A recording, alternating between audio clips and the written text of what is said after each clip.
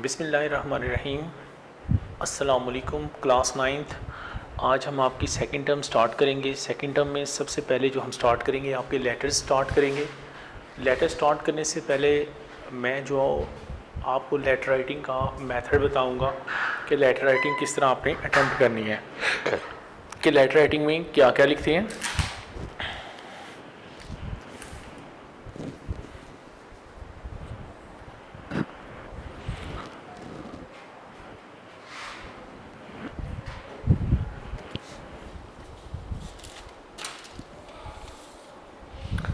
Letter writing में बेटा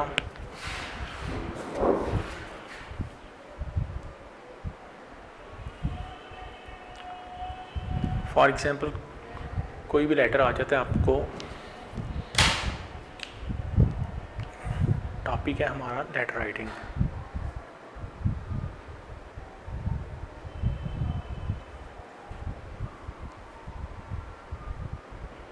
for example letter का नाम आ जाता है write a letter to your brother, write a letter to your brother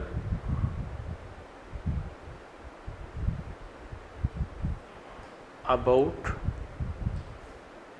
the importance of the study of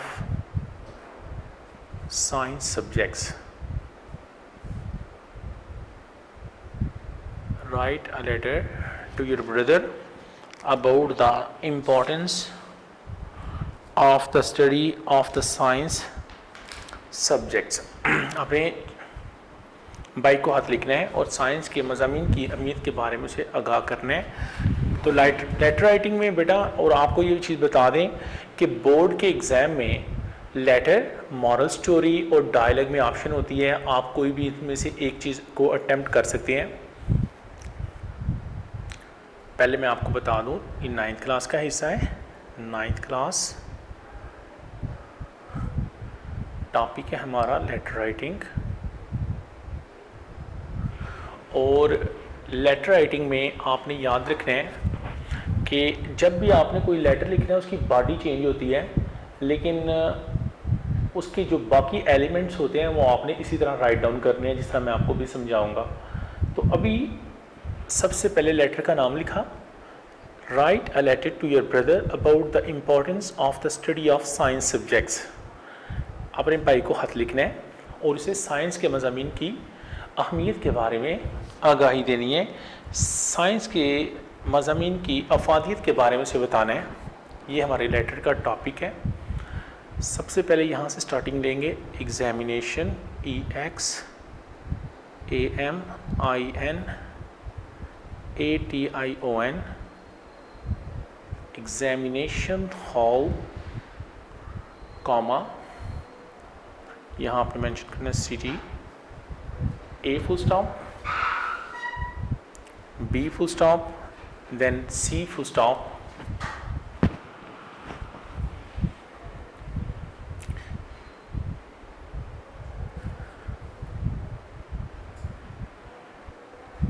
जैसे ये मंथ जुलाई है, जुलाई 16, जब भी आपका पेपर होगा जून सी भी डेट को होगा वो मेंशन आपने करनी है, जुलाई 16 2020, और यहाँ पोस्ट ऑफ आएगा।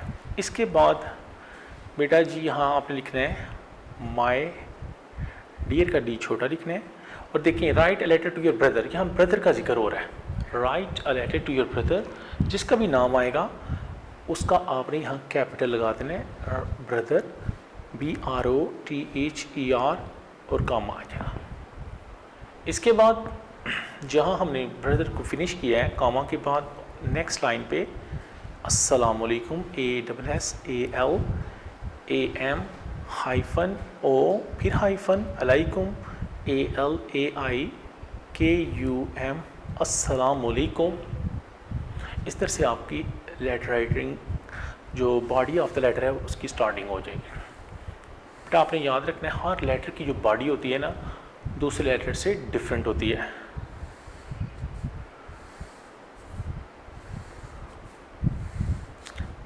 फॉर एग्ज़ाम्पल यहाँ हमारा लेटर राइटिंग की जो बॉडी ऑफ द लेटर है ना वो फिनिश हो जाती है। इसके बाद आपने यहाँ लिखना है विद बेस्ट। अब बेटा यहाँ आपको बता दूँ, यहाँ आप काफ़ी ज़्यादा अल्फाज लिख सकते हैं। विद बेस्ट विशेज़ है, विद बेस्ट रिगार्ड्स है, विद बेस्ट कॉम्प्लीमेंट्स है, विद बेस्ट डिज़ायर्स है।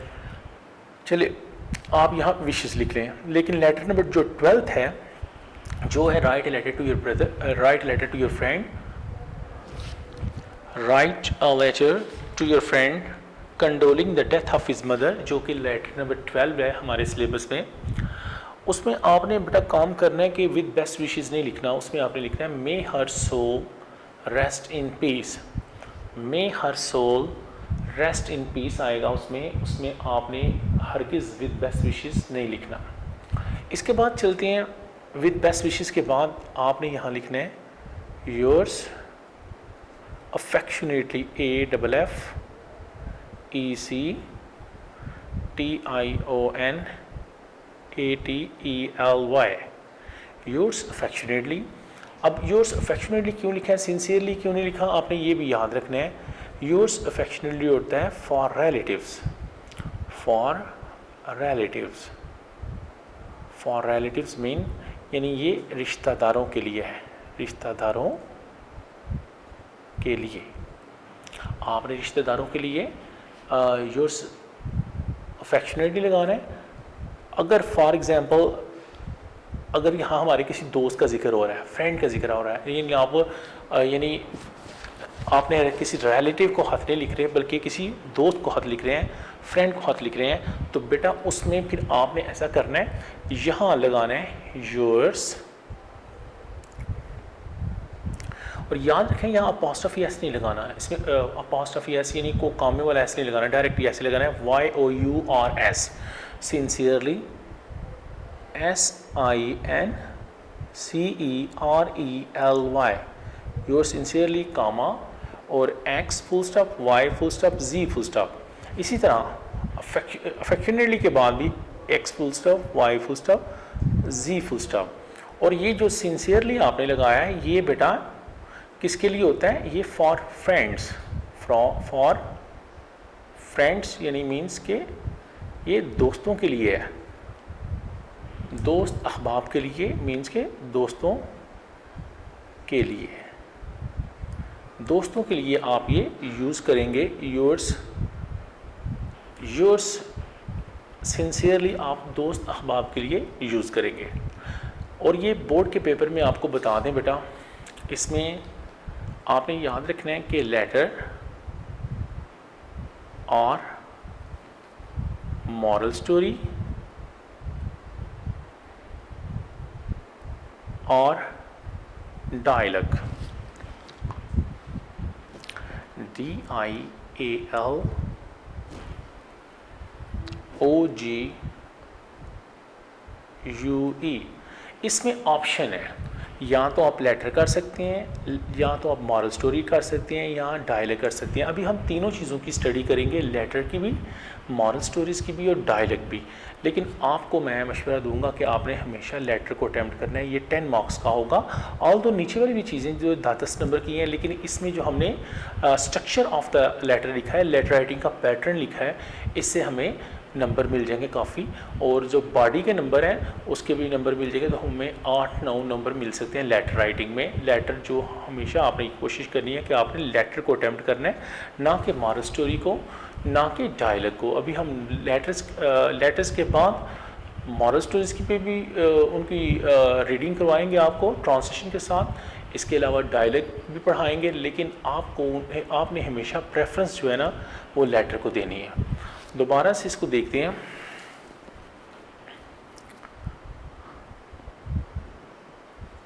क्लास है बेटा हमारी 9th, टॉपिक है लेटर राइटिंग, यानी लेटर राइटिंग खत को लिखने का तरीक़ाकार। 9th क्लास में ये लेटर जो है ना वो 10 नंबर का आता है, वो मैं ऑलरेडी बता चुका हूँ। ये 10 मार्क्स के होंगे, लेटर के नंबर जो हैं वो 10 होंगे। Write a letter to your brother about the importance of the study of science subjects, science subjects. Write a letter to your brother about the importance of the study of science subject अपने भाई को हाथ लिखने हैं और science के मज़ामीन की अफादियत के बारे में, साइंस के मज़ामीन की अहमियत के बारे में से आगाह करना है। इसमें सबसे पहले हम क्या करेंगे, एग्ज़ामिनेशन हॉल। इसमें बेटा जो चीज़ें ज़रा आपको समझाने वाली उनको अंडरलाइन कर रहा हूँ कि एग्ज़ामिनेशन का आपने ई कैपिटल लगाना है, हॉल का आपने एच कैपिटल लगाना है और इसके बाद कामा आएगा। इस तरह सिटी का सी कैपिटल, इसके बाद कुछ भी नहीं आएगा, कोई कामा, कोई सेमी कोलन, कोई कोलन, कोई फुल स्टॉप, कुछ भी नहीं। A full stop, B full stop, C full stop. अब जो भी मंथ, जिस भी मंथ में आपके पेपर होते हैं, जैसे आपके पेपर तो मार्च में होंगे या फेब में होंगे, फरवरी में होंगे, तो अगर मार्च में होंगे तो फिर एम कैपिटल MARCH, अगर फरवरी में होंगे FEBRUARY, तो फिर फरवरी का आपने F कैपिटल लगाना है। इस तरह जुलाई है तो जुलाई में J कैपिटल आएगा, और भी जो भी जैसे 16 है तो 16 के बाद हमने कामा लगाना है, और 2020 तो इसके बाद फुल स्टॉप आएगा। माई डियर, माई का M कैपिटल, डियर का D छोटा, और उसके बाद ब्रदर का B कैपिटल लगाना है और कामा आएगा। ब्रदर इसलिए लगाना है, ये देखें हम किसको हाथ लिख रहे हैं इसमें, write a letter to your brother, तो सारी बात है। फिर इधर ब्रदर को हाथ लिख रहे हैं तो यहाँ भी माय डियर ब्रदर आ जाएगा। इसके बाद आगे चलते हैं। माय डियर ब्रदर के बाद आपने लेटर की जो बिगनिंग करनी है, लेटर की जो स्टार्टिंग करनी है, वो इधर से करनी है अस्सलामुअलैकुम। अस्सलामुअलैकुम में बेटा आपने अस्सलामुअलैकुम का ए कैपिटल, इस तरह ब्रदर के बाद कामा लगाना है आपने, और इसके बाद ओ से पहले और ओ के बाद आपने हाइफन लगाना है, और अलैकुम का भी ए कैपिटल, और फिर यहाँ साइन ऑफ एक्सक्लामेशन यानी इस्तिजाबिया अलामत आपने लगानी है अस्सलामु अलैकुम के बाद। अस्सलामु अलैकुम के बाद बेटा आपने इस्तिजाबिया अलामत लगानी है, साइन ऑफ एक्सक्लामेशन बोलते हैं। इसके बाद ये बॉडी ऑफ द लेटर आपको पता है हर किसी की डिफरेंट होती है। जो बॉडी होती है ना, ये हर लेटर में हर लेटर की दूसरे लेटर से डिफ़र करती है, मुख्तलिफ होती है। जब आपका लेटर यहाँ फिनिश हो जाएगा, इसके बाद आपने लिखना है विद बेस्ट विशेज़, नेक ख्वाहिशात के साथ, जैसा कि मैं आपको पहले भी बता चुका हूँ। विशेज़ की जगह with best desires, with best expectations, with best regards, with best compliments, ये सारे लिख सकते हैं। मास वाई एक लेटर ऐसा है जो कि लेटर नंबर 12 है, जो कि लेटर था write a letter to your friend condoling the death of his mother. अपने दोस्त को हाथ लिखना है और उसकी माँ की वफ़ात के मौका पर उसके साथ इजहार अफसोस करना है, इजहार ताज़ियत करना है। तो उस लेटर में आपने विद बेस्ट विशेस नहीं लिखना। इसमें फिर आगे आ जाएगा योर्स अफेक्शनेटली, योर्स का वाई कैपिटल लगाना है, और यहाँ एस के दरमियान कामा नहीं होना चाहिए, अपॉस्ट्रोफी एस नहीं लगाना, डायरेक्ट आपने एस लगाना है। YOURS, yours, affectionately AFFECTIONATELY। इसके बाद कामा आएगा, X full stop, Y full stop, Z full stop, R का मानी होता है यहाँ। Yours sincerely YOURS, yours sincerely का छोटा ही लिखना है, कामा आएगा X full stop, Y full stop, Z full stop. अब बेटा इसमें आपने एक चीज़ याद रखनी है, योर्स अफेक्शनेटली होता है ना फॉर रिलेटिव्स के होता है, रिश्तेदारों के लिए, और योर्स सिंसियरली होता है फॉर फ्रेंड्स यानी दोस्तों के लिए, ये दोस्तों के लिए होता है। और लास्टली जो आपको चीज़ बताना चाहता हूँ मैं कि लेटर, मॉरल स्टोरी और डायलॉग में ऑप्शन होती है कि आप इन तीनों में से कोई भी चीज़ अटेम्प्ट कर सकते हैं। तीनों के नंबर 10-10 होते हैं, ठीक है। तो लेकिन करनी सिर्फ एक चीज़ होती है, लिहाजा आप हमेशा याद रखें स्टूडेंट्स, आपने लेटर को अटैम्प्ट करना है, क्योंकि लेटर में कुछ ये एलिमेंट्स हैं जिनकी वजह से आपको नंबर ज़्यादा मिल सकते हैं, क्योंकि हर लेटर की जो है ना बॉडी डिफरेंट होती है, लेकिन बाकी जो है ना स्ट्रक्चर वो सेम होता है, जैसा कि मैंने आपको बताया। आई होप आप इस बात को अंडरस्टैंड कर चुके होंगे। अब हम सेकेंड टर्म में जो लेटर नंबर 11 से लेकर 16 तक है उनकी रीडिंग करती है with Urdu translation.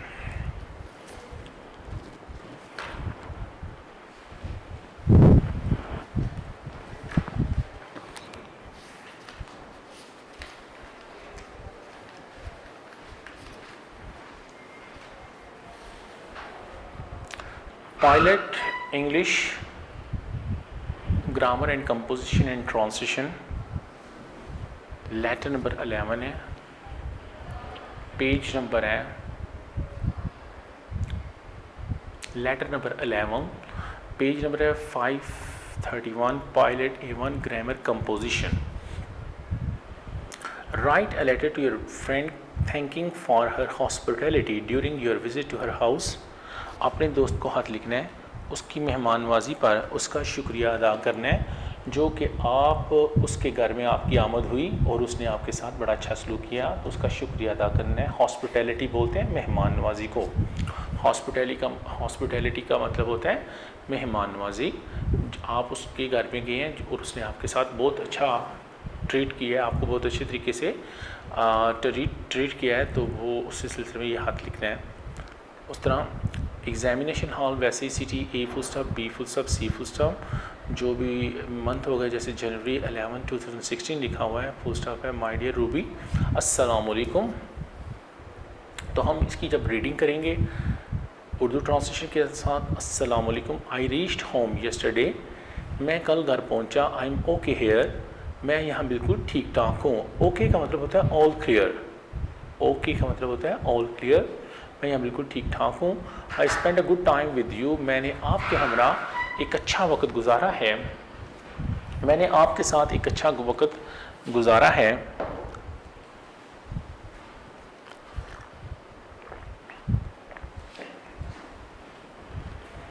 I shall always remember your hospitality, मैं हमेशा आपकी मेहमान नवाजी को याद रखूँगा। एंड ट्रिप टू मरी, और मरी की सैर को यू अरेंज फॉर मी, जो कि आपने मेरे लिए तरतीब दी।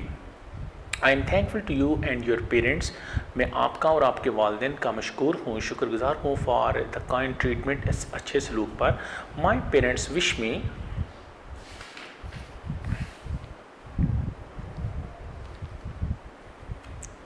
मेरे वालिदैन ने ख्वाहिश जाहिर की है, टू थैंक यू कि आपका शुक्रिया अदा करूँ, एंड योर पेरेंट्स, और आपके वालिदैन का, ऑन देयर बिहाफ, उनकी तरफ से आपका शुक्रिया अदा करूँ। विद बेस्ट विशेज, नेक तमन्नाओं के साथ, योर सिंसियरली XYZ। देखें दोस्त को हाथ लिख रहे हैं ना, तो इसमें देखें सिंसियरली का इस्तेमाल हुआ है। आपने हमेशा भी याद रखना है कि जब आप दोस्त को हाथ लिखेंगे तो आपने सिंसियरली का इस्तेमाल करना है, और जब आप रिलेटिव्स को हाथ लिखेंगे तो आपने अफेक्शनेटली का इस्तेमाल करना है। अब नेक्स्ट लेटर जो है ना हमारा लेटर नंबर 12 है। लेटर नंबर 12 की तरफ चलते हैं।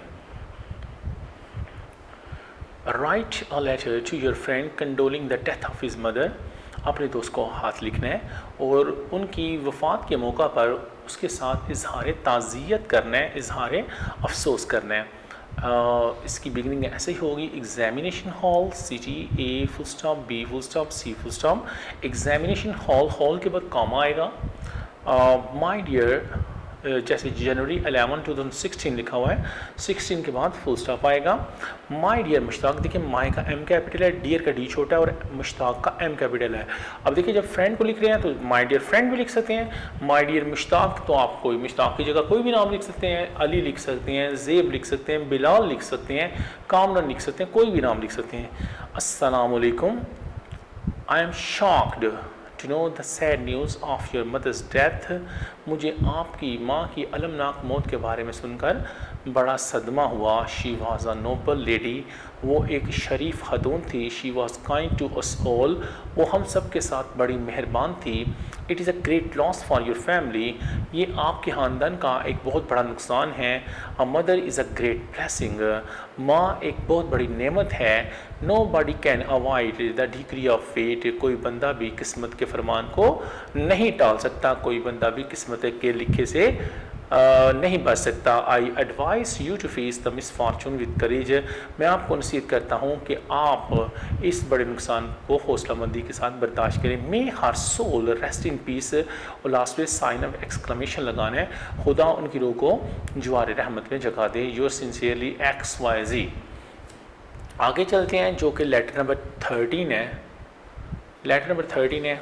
Write a letter to your brother advising him to take steps to improve his health, अपने भाई को हाथ लिखना है कि कुछ ऐसे इक़दाम करे और अपनी सेहत को बेहतर कराने की कोशिश करे। Examination hall comma city A full stop B full stop C full stop January 11 2016 full stop. My dear Nazir, my का M कैपिटल, डियर का D स्मॉल और नज़ीर का N कैपिटल लिखना है। अस्सलाम वालेकुम। I am very glad to know of your good report, मुझे आपकी अच्छी कारकर्दगी की रिपोर्ट जानकर बड़ी बड़ी खुशी हुई। You have got high marks, आपने बड़े उम्दा नंबर हासिल किए हैं। इट इज़ वेरी गुड, ये बहुत अच्छा है। I am inform that you are always poring over books, मुझे पता चला है कि आप हमेशा किताबों के मुतालिया में मसरूफ़ रहते हैं।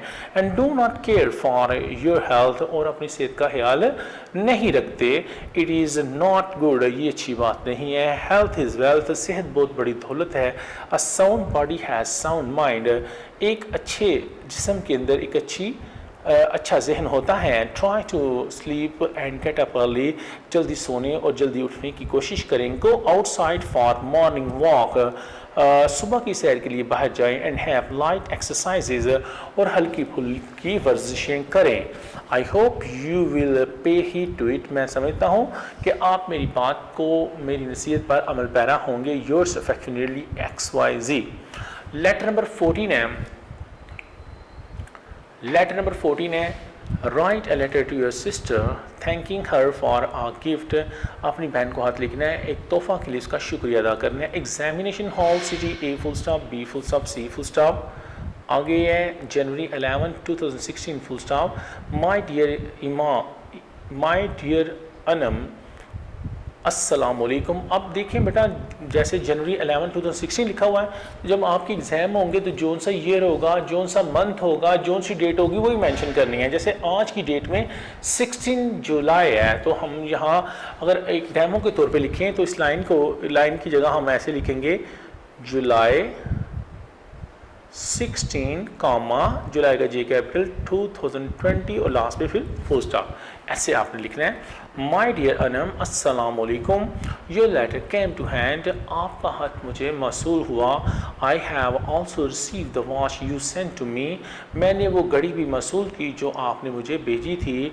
आई am very thankful to you, मैं आपका बड़ा मशकूर हूँ। इट इज़ नेक्स्ट पेज पे चलते हैं। इट इज़ ब्यूटीफुल, ये बड़ी खूबसूरत है। इट कीप्स करेक्ट टाइम, ये बिल्कुल सही वक्त बताती है। It will help me in my examination, ये मेरे इम्तहानात में मेरी मदद करेगी। I shall use it with care, मैं बड़ी अख्तियार से इसे इस्तेमाल करूँगा। It will always remind me of your love for me, ये हमेशा मुझे आपकी मोहब्बत याद दिलाएगी। I once again thank you for this gift, मैं एक दफ़ा फिर इस तोहफ़ा के लिए आपका शुक्रगुजार हूँ, आपका मशकूर हूँ। Yours affectionately XYZ। यहाँ देखिए इन्होंने एक चीज़ मिस कर दी हुई है पीछे वाले लेटर में भी और इसमें भी। इसमें आपने विद बेस्ट विशेज़ लिखना है, विद बेस्ट विशेज़ लिखना है, विद बेस्ट विशेज़ जैसे आपको बताया, with best wishes, with best compliments, with best regards, with best desires, आप कोई भी लफ्ज़ लगा सकते हैं। लेटर नंबर 15 की तरफ चलते हैं। लेटर नंबर 15 है, write a letter to your friend thanking him for the books he lent to you, आपने दोस्त को हाथ लिखना है और जो आपने उसको किताब उधार दी थी उसके बारे में बताना है। Examination hall comma city A full stop B full stop C full stop. जैसे January 11 2016 full stop. My dear Mazhar, मेरे प्यारे मज़र, मज़र की जगह आप फ्रेंड भी लिख सकते हैं। अस्सलाम वालेकुम, I have receive the books on Islamiyat you lent to me, मुझे वो किताबें मसूल हुई जो इस्लामियत के टॉपिक पर थी, जो आपने मुझे उधार दी थी। I have started studying a book, मैंने मैंने किताब का मुतालिया करना शुरू कर दिया है। I am highly thankful to you for this, मैं इसके लिए आपका इंतहाई मशकूर हूँ। I promise to return them as soon as possible, मैं वादा करता हूँ कि जल्द से जल्द मैं इनको वापस कर दूँगा। I thank you once again, एक दफ़ा फिर मैं आपका शुक्रिया अदा करता हूँ। लास्ट लेटर है लेटर नंबर 16, ये बोर्ड के हवाले से वैसे कभी पेपर में आता नहीं है लेकिन फिर भी इसकी रीडिंग आपको कराते हैं। लेटर नंबर 16 है, write letter to a book seller, एक किताब फरोश को हाथ लिखना है। रिक्वेस्टिंग है, मुझसे दरख्वास्त करनी है to send you some books by VPP के बजरिया डाक, आपको कुछ किताबें अरसाल करे, आपको कुछ किताबें भेजे। डी द मैनेजर 40 उर्दू बाज़ार लाहौर, लाहौर के बाद आपने फुल स्टॉप लगाना है। उसके बाद है, डियर सर अस्सलाम वालेकुम, I am in need of following books, मुझे दरअसल किताबों की ज़रूरत है। I shall be thankful if you send me these books to me by VPP, तो मैं आपका बड़ा मशकूर होऊंगा अगर आप ये किताबें मुझे बजरिया डाक अरसाल करें, बजरिया डाक अरसाल करें।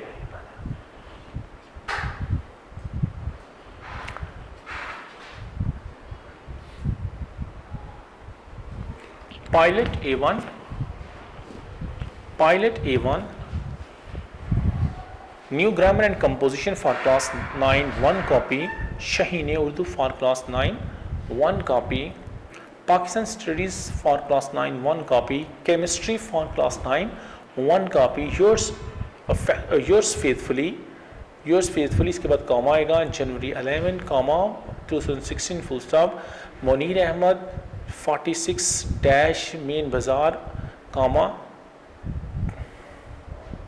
कसूर। ठीक है, तो ये लेटर की आपको रीडिंग कर दी। अब आपके तमाम के तमाम लेटर्स जो है ना फिनिश हो गया। अब इंशाल्लाह हम मॉरल स्टोरीज़ की स्टार्टिंग करते हैं। मॉरल स्टोरी में मॉरल स्टोरी नंबर 1 है the boy who cried wolf, लड़का जो कि बेड़िया चला रहा था। There lived a shepherd in a village, एक गांव में एक गडरिया रहता था। He used to graze sheep in a jungle, वो जंगल में भेड़ों को चराया करता था। वन डे, एक दिन, ही थॉट ऑफ अ मिसचिफ, उसने उसे एक शरारत के बारे में सूझा। And began to cry wolf wolf, उसने बेड़िया चराना शुरू कर दिया। At the top of his voice, अपनी आवाज़ बुलंद आवाज़ में। The villagers heard it and ran to his help with sticks, देहातियों ने इसकी आवाज़ को सुना और छड़ियाँ लेकर इसकी मदद के लिए आन पहुँचे। They found him stand laughing, उन्होंने देखा कि वो खड़े मुस्कुरा रहा था। They took it ill and went back, उन्होंने इसे बुरा भला कहा और वो वापस लौट गए। It was repeated and the villagers did the same, उसने यही बात दोहराई और देहातियों ने या गाँव वालों ने ऐसा ही किया। दिस टाइम, इस दफ़ा, they decided not to trust him, उन्होंने फ़ैसला किया कि वो इस पर एतमाद नहीं करेंगे, वो इस पर भरोसा नहीं करेंगे। आफ्टर सम डेज, चंद दिनों के बाद,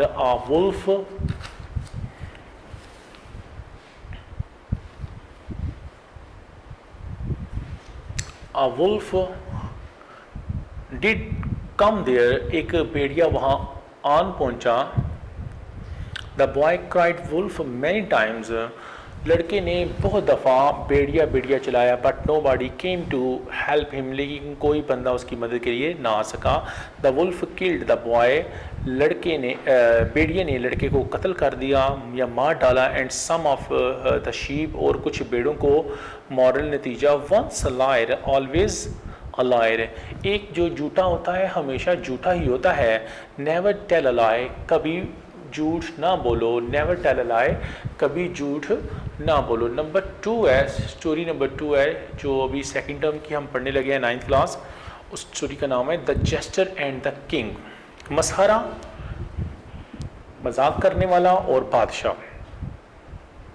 once a king had a jester in his court, एक दफ़ा एक बादशाह के महल में एक मसखरा था। The king was very fond of him, बादशाह उसका बहुत ज़्यादा शौकीन था। The jester became bold enough to ridicule the lords, मसखरा जो था इस कदर दलेर था कि वो बादशाह ridicule the lords, ministers and even the king, कि वो बादशाहों का, वज़ीरों का और हत्ता के बड़े बादशाह का मजाक उड़ाया करता था। One day the king was busy in serious state affairs, एक दफ़ा जो बादशाह था वो रियासत के ज़रूरी मामलात में मसरूफ़ था। When the jester made fun of the king, जब मसखरे ने बादशाह का मजाक उड़ाया। The king flew into rage, बादशाह जो था वो तैश में आ गया, बादशाह जो था वो गुस्से में आ गया। And sentence him to death, और उसे मौत के घाट उतार दिया, जिसको मौत की सज़ा दी। ही बेग्ड मर्सी, उसने रहम के लिए इल्तिजा की। बट वॉज नॉट फॉरगिवन, लेकिन उसे माफ़ ना किया गया। एट लास्ट बिलाहर he ordered him to choose the kind of death, बिलाहर उसे कहा गया कि तुम अपनी मौत की किस्म खुद ही चुन लो। The jester was very clever and took good advantage of this occasion. The jester was very clever, मसहा जो था वो बहुत ज़्यादा चालाक और होशियार था। And took good advantage of this occasion, उसने इस मौका को गनीमत जाना और उससे बहुत फ़ायदा उठाया। He respectfully requested the king, उसने बड़े अदब के साथ बादशाह से कहा to allow him to die in old age, कि उसे इजाज़त दी जाए कि उसे बुढ़ापे में मारा जाए। The king was pleased and forgive him, बादशाह उस पर खुश हो गया और उसे माफ़ कर दिया। मॉरल नतीजा जो है, cut your coat according to your cloth, never jump over your limits, कि अपनी हदूद को कभी अबूर ना करो। Never overreach yourself, ना ही अपनी हदूद को पार करो। लिव विदन योर सेल्फ, अपने आप में रहिए। Cut your coat according to your cloth, यानी इससे मुराद है कि जितनी चादर देखें उतने ही पाँव फैलाएं। स्टोरी नंबर जो सेकंड टर्म की 9th क्लास, स्टोरी नंबर जो 3 है वो ओवरऑल स्टोरी नंबर ये 14 है। The dog and his shadow, कुत्ता और उसका अक्स, कुत्ता और उसका साया।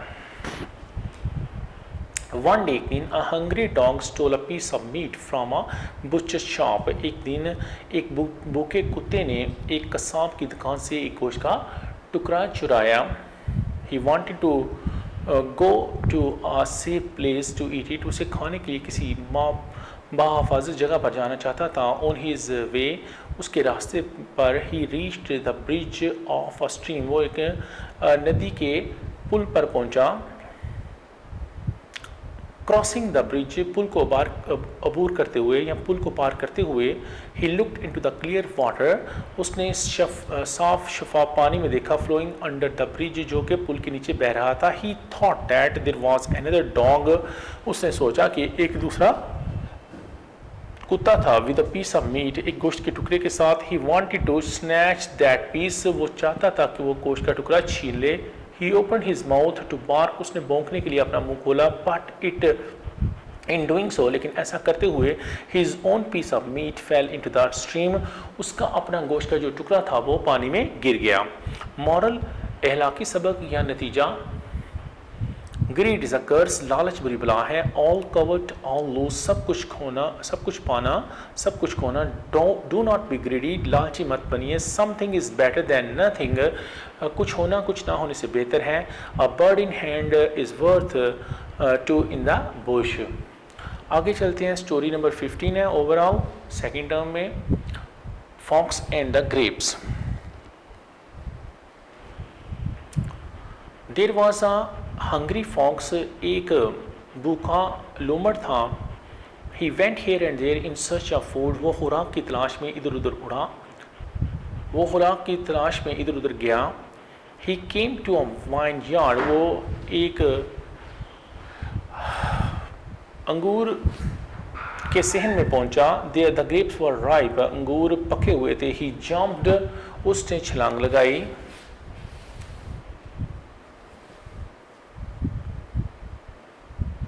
He jumped at them, उसने इन पर छलांग लगाई। The grapes were out of his reach, अंगूर जो थे उसकी पहुंच से बाहर थे। He jumped again and again, उसने बार बार छलांग लगाई। But in vain, लेकिन बेकार। At last he gave up his try, उसने अपनी कोशिश को तर्क कर दिया। Saying that, ये कहते हुए, the grapes are sour, अंगूर खट्टे हैं। Moral नतीजा, people excuse to dislike what they cannot get, लोग उसके ना हासिल करने का बहाना करते हैं जिसको वो हासिल नहीं कर सकते। ग्रेप्स आर सोर, अंगूर खट्टे हैं, अंगूर खट्टे हैं। उसके बाद जो स्टोरी है, moral story, a merchant and a boy, एक ताजर और एक लड़का। Once there was a merchant, एक दफ़ा एक ताजर था। He was a rich man, वो एक अमीर आदमी था। He earned a large sum of money, उसने बहुत ज़्यादा रकम कमाई थी बाई सेलिंग हिज गुड्स, अपनी अशिया को या अपनी चीज़ों को बेचकर। वन डे, एक दिन, he had to go a long way, उसे एक बहुत लंबे सफ़र पर जाना पड़ा। He was on a business tour, वो कारोबारी दौरे पर था। He had a large amount with him, उसके पास एक बहुत कसीर मिकदार में रकम थी। इट वॉज गेटिंग डार्क, तकरीबन अंधेरा छा रहा था। A nail fail from his horse shoe, उसके घोड़े के पाँव से एक नाखून उतर गया। ही did not care for that, उसने इसकी परवाह ना की। एंड रीच द सिटी, और शहर में जहाँ पहुँचा। ही डिड हिज बिजनेस, उसने अपना कारोबार किया। When he was to get back, जब वो वापस आने लगा था। The inn boy warned him for the robbers, जो सहराई लड़का था उसने उसे डाकुओं के बारे में इतला दी। In the forest on his way, जंगल में जो कि उसके रास्ते पर आता था। He did not take any notice, उसने इसका कोई नोटिस ना लिया। एंड हरीड अवे, और अपना सफ़र जारी रखा। The nail ran into his horse hoof, नाखून जो था उसके घोड़े के पाँव से निकल गया। इट बिकेम लेम, वो लंगड़ाने लगा। इन द मीन टाइम, इसी असना में या इसी दौरान, द रोबर्स अपीयर्ड, डाकू वहाँ आन पहुँचे। किल्ड हिम, उसे मार दिया। And made away with money, और रकम लेकर फ़रार हो गए। मॉरल, अखलाकी सबक, give weight to the words not to the speaker, अल्फाज को तकवीत देनी चाहिए, अल्फाज को अहमियत देनी चाहिए, ना कि बोलने वाले को। Words spoken are more important, कहे जाने वाले अल्फाज जो हैं ज़्यादा अहमियत के हामिल हैं दैन द स्पीकर, बोलने वाले से। निप the evil in the bird, बुराई को जड़ से उखाड़ फेंको, बुराई को जड़ से ख़त्म कर दे। मॉरल स्टोरीज़ के बाद बेटा हम डायलॉग की तरफ आते हैं। सेकंड टर्म में डायलॉग नंबर 2 है, dialogue between a brother and a sister concerning time, एक भाई और बहन के दरमियान मकालमा, वक़्त को लेकर। एक भाई और बहन के डायलॉग की तरफ आते हैं बेटा। डायलॉग नंबर 4 है सेकंड टर्म में, ये ओवरऑल डायलॉग नंबर 4 है, लेकिन सेकंड टर्म का ये पहला डायलॉग है। Dialogue between a brother and a sister concerning time, एक भाई और बहन के दरमियान वक़्त के मतलब मकालमा है। जैसे आपको पहले सबसे पहले लेटर राइटिंग के बारे में बताया, लेटर्स की रीडिंग कराई है, फिर मॉरल स्टोरीज़ की रीडिंग कराई है, अब डायलॉग के बारे में बता रहे हैं। याद रखें तीनों में ऑप्शन है, आप कोई भी चीज़ अटैम्प्ट कर सकते हैं। इस वजह से आपको तीनों के बारे में इंफॉर्मेशन दी जा रही है, तीनों के रीडिंग करवाई जा रही है। So let's start dialogue number 4। Dialogue between a brother and a sister concerning time, एक भाई और बहन के दरमियान वक़्त के मतलब मकालमा। Ali tell me the time, Ali मुझे ज़रा वक़्त बताए। Fatima it is 5 to 8 by my watch, Fatima मेरी घड़ी में 8 बजने में 5 मिनट हैं। Ali if you want to catch the train for Rawalpindi, अगर आप रावलपिंडी के लिए गाड़ी पकड़ना चाहते हैं, वी मस्ट हरी अप, तो हमें जल्दी करनी चाहिए। Fatima what is the time of its departure, Fatima इसकी रवानगी का क्या वक़्त है। Ali it leaves at 9:15, Ali it leaves 9:15, ये 9:15 बजे रवाना होती है। Fatima then don't worry we have much time, Fatima तब घबराने की कोई ज़रूरत नहीं, हमारे पास बहुत वक़्त है। Ali I am not sure about that, मुझे इसका यकीन नहीं है। What have you been doing, आप क्या करती रही हैं। When did you get up, आप किस वक़्त बेदार हुई, आप किस वक़्त बेदार हुई या उठी। नेक्स्ट पेज पे चलते हैं बेटा। डायलॉग नंबर 4, इसका रिमेनिंग पार्ट नेक्स्ट पेज पे है।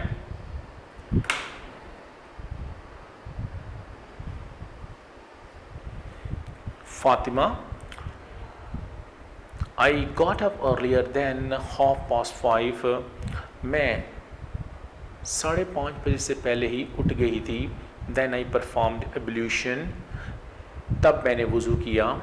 And offered my morning prayer, और अपनी नमाज फ़जर अदा की। नाउ ब्रेकफास्ट इज़ रेडी, अब नाश्ता तैयार है, अब नाश्ता तैयार है। Ali for God sake get ready, Ali खुदा के वास्ते तैयार हो जाओ, we must start at once, हमें फ़ौरन रवाना होना चाहिए। We should not waste even a single minute, हमें हत्ता कि एक मिनट को भी ज़ाया नहीं करना चाहिए। टाइम इज़ रनिंग शॉर्ट, वक्त तेज़ी से गुज़र रहा है, वक्त तेज़ी से गुज़र रहा है। लास्ट डायलॉग है बेटा, सेकंड टर्म का ओवरऑल लास्ट डायलॉग है। इस डायलॉग का नाम है dialogue between a tailor and a customer. Dialogue between a tailor and a customer, एक दर्जी और गाहक के दरमियान मकालमा। Father is about to set up the tape recorder, वालिद साहब टेप रिकॉर्डर लगाने लगे हैं। He calls Yasir and Annie to come there, वो यासर और एनी को वहाँ पर बुलाते हैं। They turn up in a minute, वो एक ही लम्हा में वहाँ आ जाते हैं। Father you will hear a dialogue on the tape just now, वालिद आपने अभी टेप पर एक मकालमा सुनेंगे। Yasir what is the dialogue about, Yasir ये मकालमा किस चीज़ के मुतालिक है, ये मकालमा किस चीज़ के मुतालिक है। Father have a look at this picture, वालिद ये तस्वीर देखें। He shows the picture of a tailor and a customer, वो इनको एक दर्जी और गाहक की तस्वीर दिखाते हैं। He then switches the tape recorder on, तब वो टेप रिकॉर्डर को चलाते हैं। दे लिसन अटेंटिवली, वो दोनों बड़ी तवज्जो से सुनते हैं। टेलर गुड मॉर्निंग सर, दर्जी अस्सलाम वालेकुम जनाब। What can I do for you, मैं आपके लिए क्या खिदमत कर सकता हूँ, मैं आपके लिए क्या खिदमत कर सकता हूँ। नेक्स्ट पेज पे चलते हैं बेटा।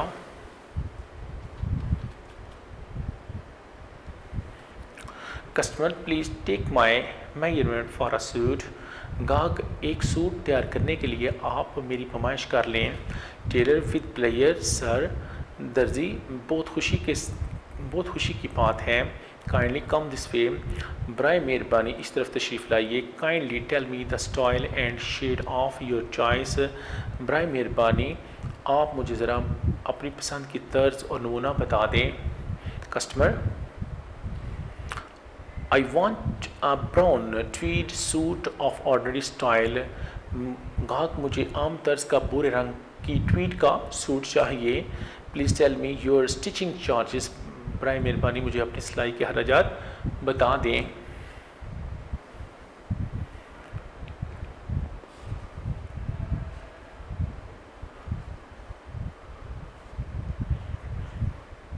Taylor I shall charge ₹2000 only for this suit sir, दर्जी जनाब आली मैं आपसे इस सूट के लिए सिर्फ 2000 रुपये वसूल करूँगा।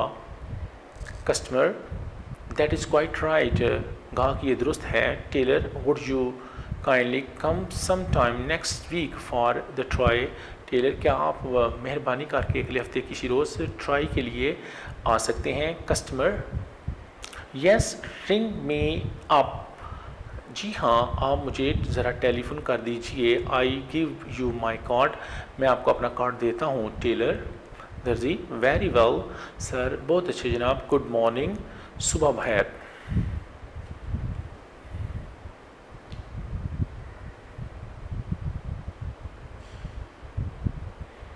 दोबारा से देखते हैं यहाँ से।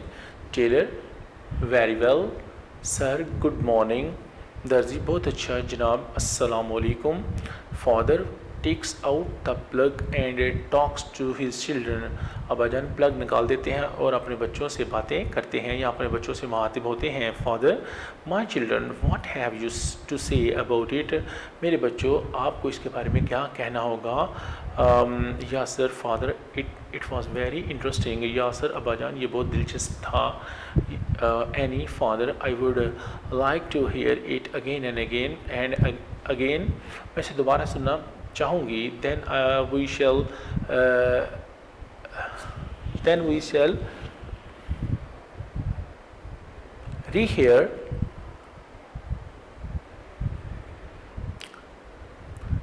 Any father I would like to hear it again, Annie अब्बाजान मैं ये टेप दोबारा सुनना पसंद करूँगी। Then we rehearse, then we rehearse, then we shall rehearse, फिर हम इसकी मशक करेंगे। ये लफ्ज़ है रिहर्स, मशक करना। Yasir will act as a tailor, Yasir जो है वो दर्जी का किरदार अदा करेगा। And I shall play the role of the customer, और मैं फिर गाहक का किरदार अदा करूँगी। ये बेटा आपके डायलॉग्स भी फिनिश हो गए हैं।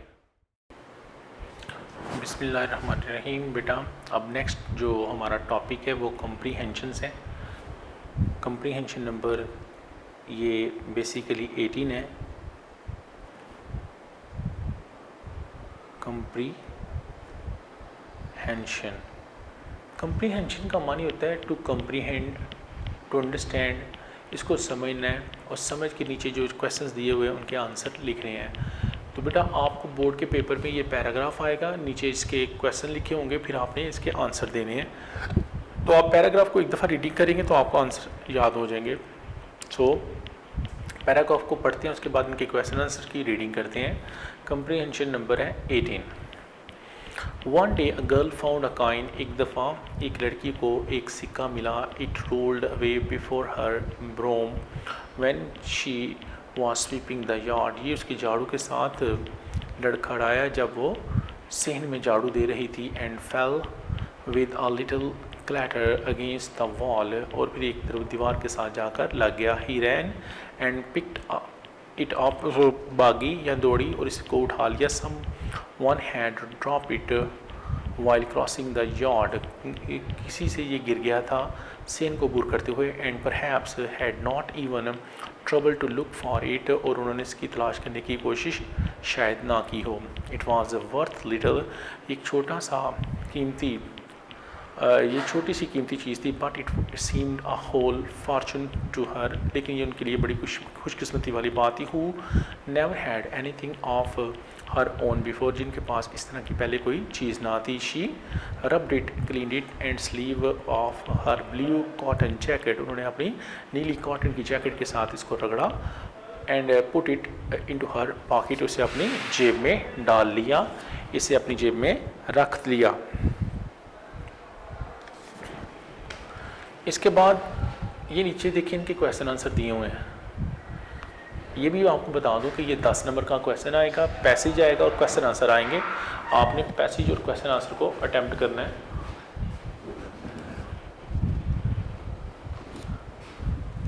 क्वेश्चन आंसर को अटेम्प्ट करना है। क्वेश्चन नंबर 1 है, what did the girl find, लड़की ने क्या चीज़ तलाश की। The girl found a coin, लड़की ने एक सिक्का तलाश किया। When did she find it, उसने इसे कब तलाश किया। She found it when she was sweeping the yard, उसने इसे तलाश किया जब वो सहन को साफ कर रही थी। आगे है नंबर 3 है, how had the coin been there, सिक्का वहाँ कैसे था। Someone had drop the coin there, किसी ने वहाँ सिक्के को गिरा दिया था। Why was it a whole fortune for her, ये उसके लिए तमाम एक खुशकिस्मती वाली बात क्यों थी। The coin was worth little, coin जो था, सिक्का जो था वो छोटा था लेकिन कीमती था। How did she clean it, उसने इसे किस तरह साफ़ किया। Question number, how did she clean it, उसने इसे किस तरह साफ़ किया।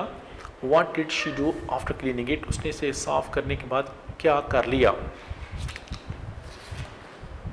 यहाँ जो है ना एक चीज़ है बेटा, देखिए क्वेश्चन नंबर 3 तो दिया हुआ, how had the coin been there, how had the coin been there. Question number 3, सिक्का वहाँ कैसे था। Someone had drop the coin there, किसी बंदे ने वहाँ सिक्का छोड़ दिया था। अभी क्वेश्चन नंबर 4 का आंसर लिखा हुआ है लेकिन इसका क्वेश्चन नहीं है। The coin was worth little, तो इसका क्वेश्चन यहाँ लिख देते हैं, What was the worth of the coin? What was the worth of the coin? COIN last में क्वेश्चन मार्क लगाने हैं। तो इसका आंसर होगा the coin was worth little, सिक्का जो था छोटा था लेकिन नायाब था, कीमती था। क्वेश्चन नंबर 5 है, why was it a whole fortune for her, जिसके लिए मुकम्मल एक खुशकिस्मती वाली बात क्यों थी। तो इसका आंसर है नेक्स्ट पेज पे, it was a whole fortune for her, ये उसके लिए मुकम्मल खुशकिस्मती वाली बात थी। Because she had never anything for of her own before, इस तरह की उससे पहले कभी कोई चीज़ नहीं मिली थी। क्वेश्चन नंबर 6 है, 6, 7 दोनों पढ़ लेते हैं, इनके आंसर आगे लिखे हुए हैं। How did she clean it, उसने इसे कैसे साफ़ किया। What did she do after cleaning it, उसे इसे साफ़ करने के बाद क्या किया। नेक्स्ट पेज पे चलते हैं। How did he she clean it, इसका आंसर होगा she clean it by rubbing it, उसने इसे साफ़ किया, इसे रगड़ा ऑन द स्लीव, अपनी स्लीव के साथ, ऑफ हर जैकेट, जैकेट की स्लीव के साथ इसे रगड़ा। आगे लास्ट है, लास्ट क्वेश्चन है, what did she do after cleaning it, उसने इसे साफ़ करने के बाद क्या किया। She put it into her pocket, उसने इसे अपनी जेब में डाल लिया। आफ्टर क्लीनिंग इट, इसे साफ़ करने के बाद। इसके बाद हम इंशाल्लाह पैसेज नंबर, एक्सरसाइज नंबर 19 देखेंगे।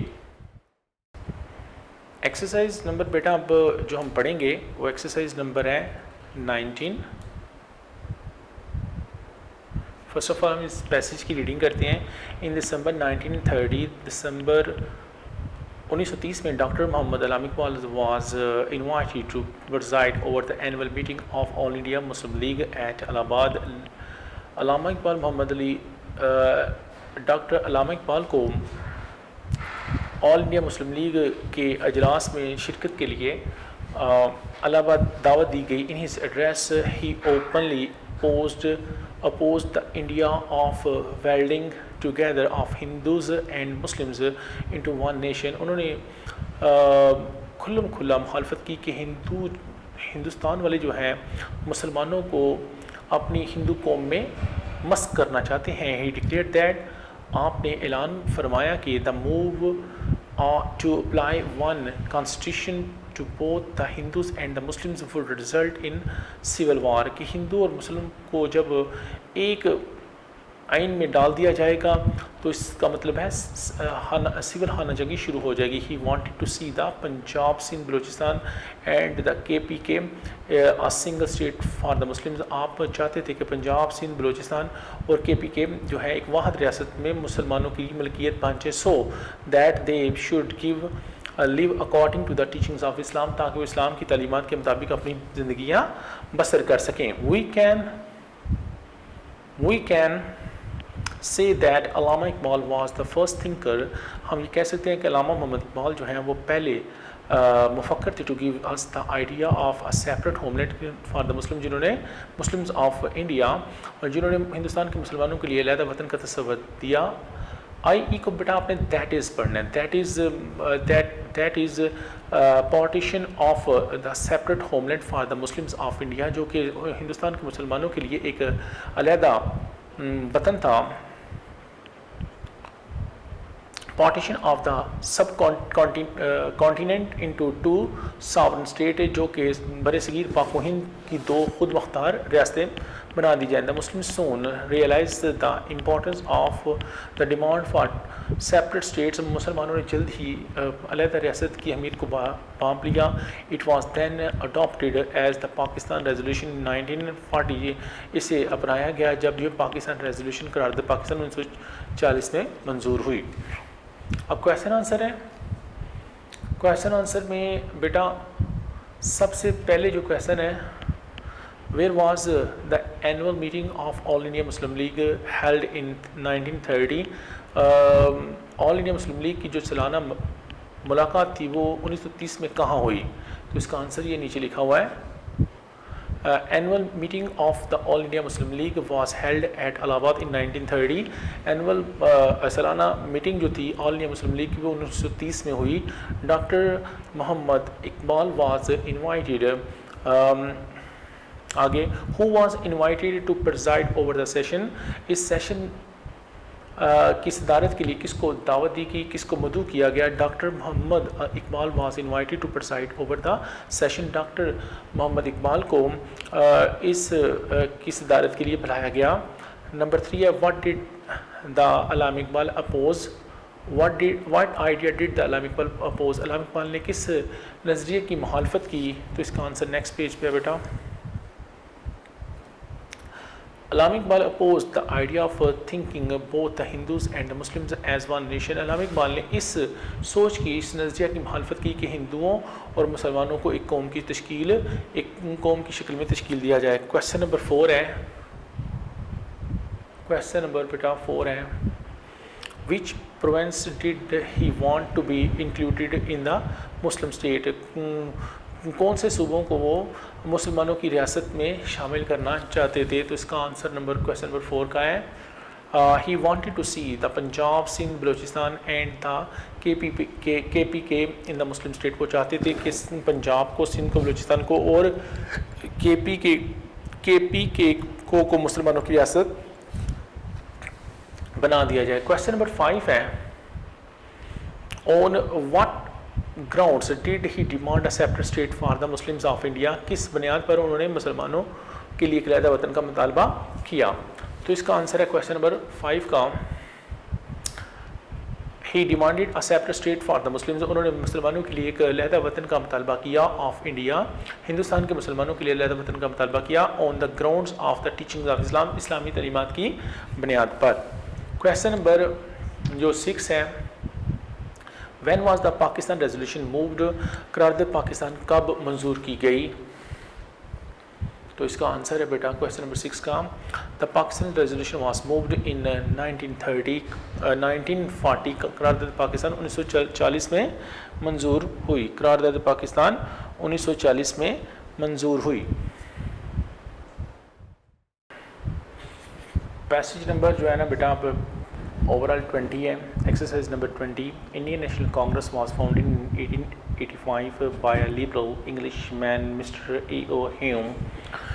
इंडियन नेशनल कांग्रेस जो है वो तश्कील दी गई थी 1885 में, जिसे एक आज़ाद अंग्रेज़ मिस्टर A.O. ह्यूम ने बनाया था। He had joined the Indian civil service in 1849, उन्होंने इंडियन सिविल सर्विस में 1849 में शमूलियत अख्तियार की, and retired from service after soldering different responsibilities, और अपनी मुख्तलिफ ज़िम्मेदारियाँ निभा कर, अपनी खिदमात मुख्तलिफ ज़िम्मेदारियाँ निभा कर अपनी सर्विस से, अपनी नौकरी से रिटायर हो गए। ही हैड बीन वाचिंग अगली लॉ, वो देख रहे थे एक काला कानून, and order situations in the country, और मुल्क में अफरा तफरी की हालत क्वाइट फ्रिक्वेंटली, कसरत के साथ। He was of the opinion that, उनकी ये राय थी कि the high handed rule of the ब्रिस्टर्स, के जो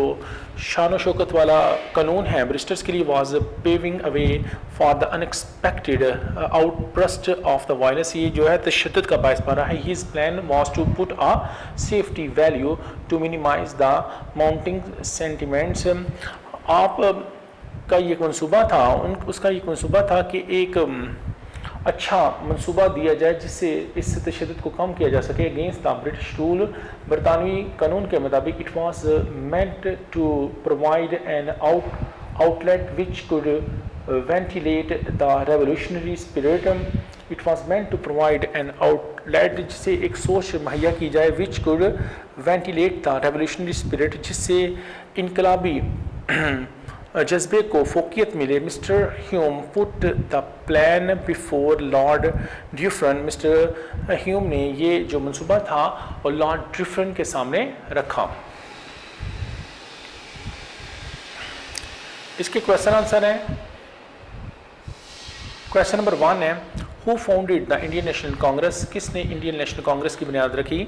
mister A.O. Hume founded the Indian National Congress, mister A.O. Hume ने इंडियन नेशनल कांग्रेस की बुनियाद रखी। Who was mister A.O. Hume, mister A.O. Hume कौन थे। Mister A.O. Hume was a liberal English man, वो एक आज़ाद अंग्रेज़ आदमी थे। When was the Indian National Congress founded? Indian National Congress को कब बनाया गया। The Indian National Congress was founded in 1885, Indian National Congress को 1885 में बनाया गया। Why did Hume think of founding this political organization?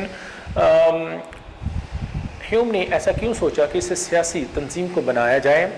Hume thought of founding this political organisation, Hume ने सोचा कि इस सियासी तंजीम को बनाया जाए to provide as an outlook, ताकि एक सोच मुहैया की जाए, which could ventilate the revolutionary spirit, जो कि इनकलाबी जज्बे को फोकियत दे। With whom did he discuss his plan, उन्होंने अपने मंसूबे को किसके साथ डिस्कस किया, किसके साथ ज़ेर बहस लाए। He discussed his plan with Lord Dufferin, उन्होंने अपने मंसूबे को लॉर्ड डिफरन के साथ शेयर किया या उनके साथ इसके बारे में बहस की।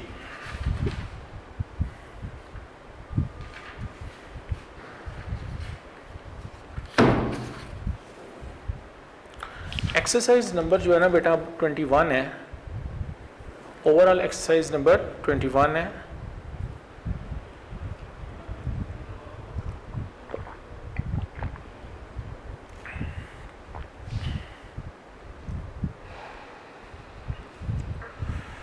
Exercise number 21 comprehension। There was once a man, एक दफ़ा एक आदमी था, whose doctor gave him medicine which was quite black, जिसका डॉक्टर उसे दवाई देता था जो कि काफ़ी स्याह थी। हिज सर्वेंट वॉज इलिटरेट, उसका जो नौकर था वो अनपढ़ था। Made mistake and poured out a dose of ink in place of drug. His servant who was illiterate, उसका नौकर जो कि अनपढ़ था।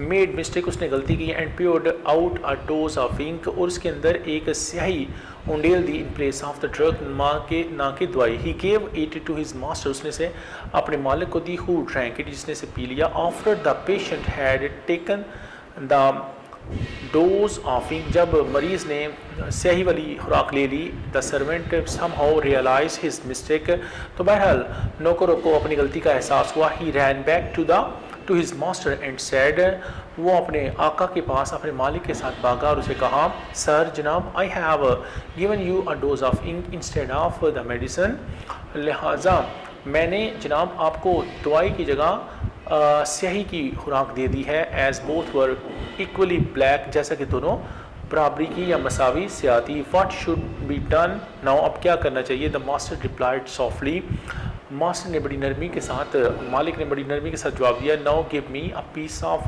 प्लॉटिंग पेपर टू स्वेलो, अब मुझे एक कागज़ का टुकड़ा दो जिसे मैं इसके साथ निकल लूँ। इसके अब बेटा क्वेश्चन आंसर है, what was the colour of the medicine, दवाई का रंग कौन सा था। इसका आंसर है the colour of the medicine was black, दवाई का रंग जो था वो स्याह था। What did the servant give to his master, नौकर ने अपने मालिक को क्या चीज़ दी। The servant gave a dose of ink to his master, नौकर ने अपने मालिक को एक दवाई की खुराक दी। What did the servant, question number 3 है, when did the servant come to know of his mistake, नौकर को अपनी गलती का कब एहसास हुआ। The servant told his master that he had, question number 3 है, when did the servant come to know of his mistake, नौकर को अपनी गलती का कब एहसास हुआ। After the patient had taken the dose of ink, जब मरीज़ ने दवाई की खुराक ले ली। The servant came to know of his mistake, तो नौकर को अपनी गलती का एहसास हुआ। What did the servant do, नौकर ने क्या किया। The servant told his master that he had given him the dose of ink instead of medicine, नौकर ने अपने मालिक से को बताया कि उसने उन्हें दवाई की खुराक की जगह स्याही की खुराक दे दी है। What did the master say to his servant, मालिक ने अपने नौकर से क्या कहा। The master said to him, मालिक ने उससे कहा, no give me a piece of plotting paper to swallow, अब मुझे कागज़ का एक टुकड़ा दो जिसको मैं निगल सकूं। एक्सरसाइज नंबर 22 है।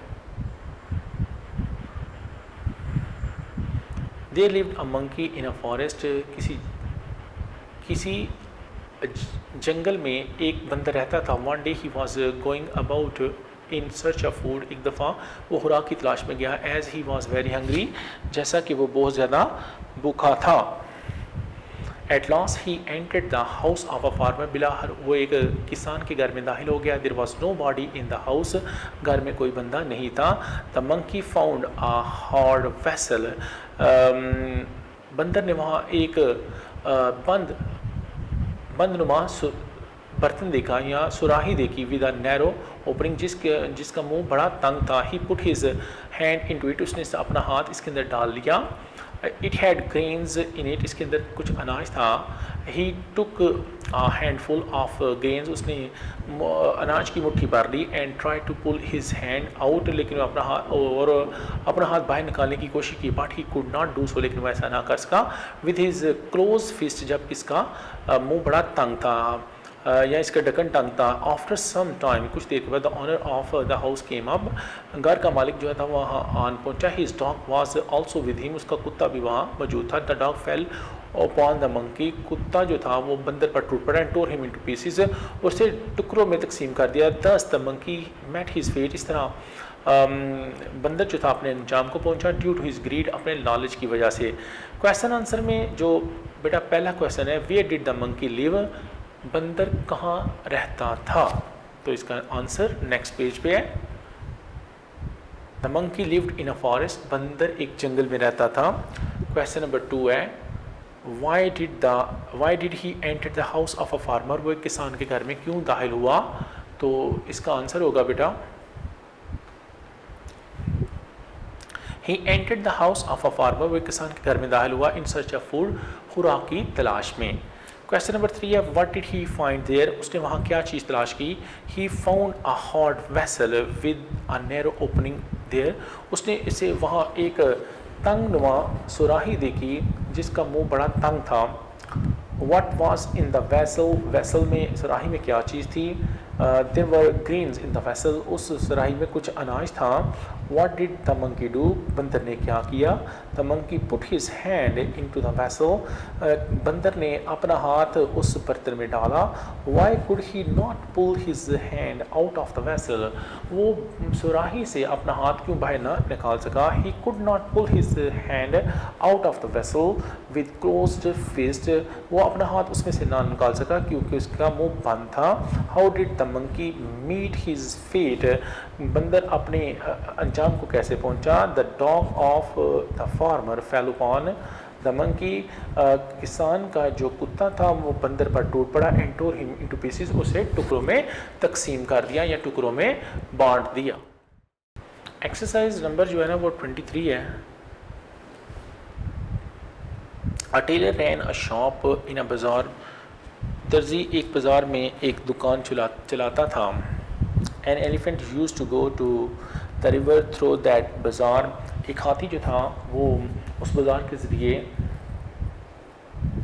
उस बाज़ार के रास्ते से दरिया पर जाता था। The tailor gave him a bun every day, दर्जी जो था हाथी को रोज़ाना एक रोटी का टुकड़ा देता था। One day the tailor pricked a needle into the trunk of the elephant, एक दिन दर्जी ने हाथी की सूंड में एक सुई चुभो दी। द एलिफेंट बिकेम एंग्री, हाथी जो था वो नाराज़ हो गया। बट वेंट अवे, लेकिन चला गया। ऑन रिटर्न, वापसी पर, he filled his trunk with muddy water, उसने अपनी सूंड को मट्टी वाले पानी से भर लिया।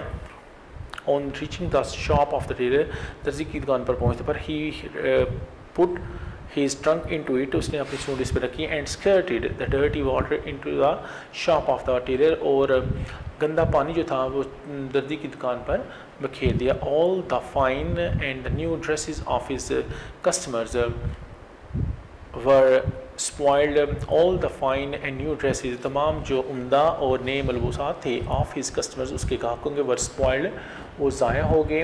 He was very sorry for annoying the elephant, उससे बड़ा दुख हुआ कि उसने हाथी को तंग किया था। But it was no use of crying over spilled milk, लेकिन अब पछताया क्या हो जब चिड़ियाँ चुग गई खेत। इसके क्वेश्चन आंसर हैं, where did the elephant go every day, हाथी हर रोज़ कहाँ जाता था। The elephant went to a river every day, हाथी रोज़ाना एक दरिया पर जाता था। What did the tailor give him, दर्जी से क्या देता था। The tailor gave him a bun every day, हाथी उसे रोज़ाना एक रोटी का टुकड़ा देता था। What mistake did the tailor make one day, दर्जी ने एक दिन क्या गलती की। One day the tailor picked a needle into the trunk of the elephant, एक दिन दर्जी ने हाथी की सूंड में एक सुई चुभो दी। What did the elephant do after drinking water, पानी पीने के बाद हाथी ने क्या किया। तो इसका आंसर बेटा नेक्स्ट पेज पे है। The elephant field his trunk with muddy water, हाथी ने अपनी जो सूंड थी वो मट्टी वाले पानी से भर ली आफ्टर ड्रिंकिंग वाटर, पानी पीने के बाद। क्वेश्चन नंबर 4 है, क्वेश्चन नंबर 5 है, 5 और 6 की इकट्ठी रीडिंग करते हैं।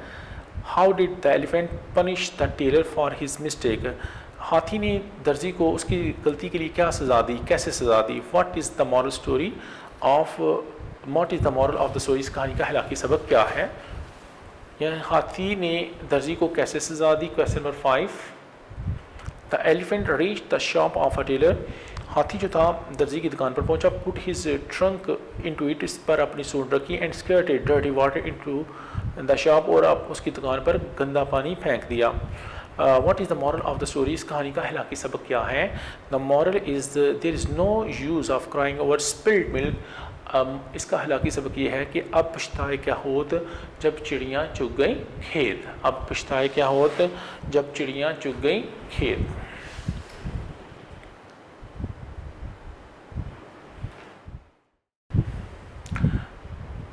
एक्सरसाइज नंबर 24 है बेटा, और इसके बाद लास्ट जो एक्सरसाइज होगी हमारी 25। एक्सरसाइज नंबर 24 में पैसेज की रीडिंग करते हैं पहले। A professional player is quite different from an amateur, his main is to make money, his main aim, his aim, main लिखा हुआ है तो ये एम आएगा इधर। His aim is to make money. He plays the game to earn money or to win a name. On the other hand, a mutual player has no such aim. He plays because he gets pleasure in playing games. Not only give him recreation but also physical exercise. He enjoys good health and sound physique. He plays the game as he should. He observes all the rules and regulations of the games. The amateur player plays honestly. He becomes a disciplined gentleman and a responsible citizen. He accepts defeat but does not resort to cheating or other unfair means to win. If he wins a game, he feels happy, but he is not sad at losing one. अब इसके question answer देखते हैं। Question number 1 है, what is meant by professional player, पेशेवर खिलाड़ी से मुराद क्या है। तो इसका आंसर है professional player means a player who plays for money और टू विन अ नेम। एक पेशेवर खिलाड़ी से मुराद एक ऐसा इंसान है जो कि रकम के लिए या अपना नाम बनाने के लिए खेलता है। नंबर 2 है, with what aim does he play games, वो किस मकसद के लिए गेम खेलता है। He plays game with the aim of money, वो पैसा कमाने के लिए खेल खेलता है। क्वेश्चन नंबर 3 है, what makes an amateur player a responsible citizen, कौन सी चीज़ एक शौकिया खिलाड़ी को एक जिम्मेदार शहरी बना देती है। N amateur observes all the rules and regulation of games, वो एक जो शौकिया है खेल के तमाम असूल ज़वाबित को ज़हन में रखता है। Which make him a responsible citizen, जो चीज़ है उसे एक जिम्मेदार शहरी बना देती है। नंबर 4 है, what qualities of a true sportsman does a professional player lack, एक जो पेशेवर खिलाड़ी है उसके अंदर कौन सी खूबी की कमी होती है। प्रोफेशनल प्लेयर लैक्स रिक्रिएशन, उसे तफरी की कमी होती है। नंबर 5 है, how does N amateur player differ from a professional player, एक शौकिया खिलाड़ी एक पेशेवर खिलाड़ी से किस तरह मुख्तलिफ है। Unlike a professional player N amateur players pledge the game, he should and plays honestly. एक जो पेशेवर खिलाड़ी के बरक्स एक जो शौकिया खिलाड़ी है वो खेलता है और ईमानदारी से खेलता है। नंबर 6 है, how does an the amateur player take his defeat, एक शौकिया खिलाड़ी जो है अपनी शिकस्त को कैसे लेता है। तो इसका आंसर होगा an amateur accept defeat but does not use unfair means to win, एक शौकिया खिलाड़ी जो है अपनी शिकस्त को तस्लीम करता है लेकिन खेल को जीतने के लिए नाजायज़ राय का इस्तेमाल नहीं करता। Who Lay's the game, who plays लिखा हुआ तो प्लेस आएगा। Who plays the game for the sake of game, जो कौन खेल को खेल की सूरत में खेलता है। An amateur plays the game for the sake of game, एक जो शौकिया खिलाड़ी है वो खेल को खेल के नज़रिए से खेलता है। लास्ट यानी एक्सरसाइज नंबर 25 है, पेज नंबर पेज नंबर है 579। इसकी इंग्लिश रीडिंग करते हैं। Camel is rightly called the ship of desert, it is the best means of transport in deserts. Camels go slow but they go on walking for hours on the burning sand and in the blazing sun. Camels carry heavy loads, much more in weight than any other beast of burden can, while other animals' feet sink into the sand, but nature has made the feet of camels so that it is not at all difficult for it to walk on sand. The camel is superior to all other animals because he can go without food and drink for days and weeks. It can store food and water. Its hump is also store of food which the camel use. They get nothing to eat and drink for many days. In deserts only bushes grow here and there, and the camel can live on these. इसके question answer है। Question answer में बेटा question number 1 है, why is camel called the ship of desert? ऊंट को रेगिस्तान का सहरा क्यों कहते हैं? Why is camel called the ship of desert? ऊंट को रेगिस्तान का जहाज क्यों कहते हैं? Camel is called the ship of desert, ऊंट को रेगिस्तान का जहाज़ कहते हैं because it can walk on sand easily with heavy loads, क्योंकि ये रेत पर बासानी चल सकता है ज़्यादा बोझ उठाकर। Is it for its speed that it is called the ship of desert? क्या इसकी रफ्तार है जिसकी वजह से इसको रेगिस्तान का जहाज़ कहते हैं? No, it is not called the ship of desert for its speed. नहीं, ये अपनी रफ्तार की वजह से रेगिस्तान का जहाज़ नहीं कहलाता। What difficulty? क्वेश्चन नंबर 3 है, What difficulty have other beasts of burden to face while walking on sand? दूसरे जो बोझ उठाने वाले जानवर हैं उन्हें रेत पर चलने में क्यों दुश्वारी पेश आती है? The feet of the other beasts of burden sink into the sand. दूसरे जो बोझ उठाने वाले जानवर हैं उनके जो पाँव हैं वो रेत में धंस जाते हैं। नंबर 4 है, Why does camel walk easily on the soft sand of desert? और ऊँट जो है वो सहरा की जो नरम रेत होती है उसमें कैसे आसानी से चल जाता है? Camel can walk easily on the soft sand of desert. एक ऊँट जो है वो सहरा की नरम रेत पर चल सकता है due to its foot pad, अपने पाँव की बदौलत। क्वेश्चन नंबर 5 है, What special quality makes camel superior to other animals used for transport? कौन सी जो खास खूबी है जो ऊँट को मुमताज़ कर देती है दूसरे जानवरों पर? Camel can go without drink and food for weeks. ऊँट जो है चल सकता है खाने खुराक के बगैर कई हफ्तों। It can store food and water, ये खुराक और पानी को स्टोर कर सकता है, ज़हीरा कर सकता है। नंबर 6 है, हाउ डज क्वेश्चन नंबर 6 है, how does the camel go without food and drink for days and weeks? किस तरह ऊँट जो है हफ्तों और दिनों तक खाने और पीने के बगैर चल सकता है? The camel has a hump to store food and water. ऊँट के पास एक हम्प होती है, उसके अंदर एक हम्प होती है जिसमें वो खाने को और पानी को स्टोर कर लेता है, ज़हीरा कर लेता है। What does the camel generally live on? ऊँट जो है आमतौर पर किस चीज़ पर गुजारा करता है? The camel generally lives on desert bushes. ऊँट जो है आमतौर पर सहरा की जड़ी बूटियों पर या सहरा की शोरों पर गुजारा करता है। ये आपकी कंप्रीहेंशन भी मुकम्मल हो गया। कंप्रीहेंशन, लेटर्स, मॉरल स्टोरीज और डायलॉग्स आज हमने पढ़े हैं। इंशाल्लाह कल हम इसकी टेक्स्ट बुक को पढ़ेंगे। अल्लाह हाफिज़।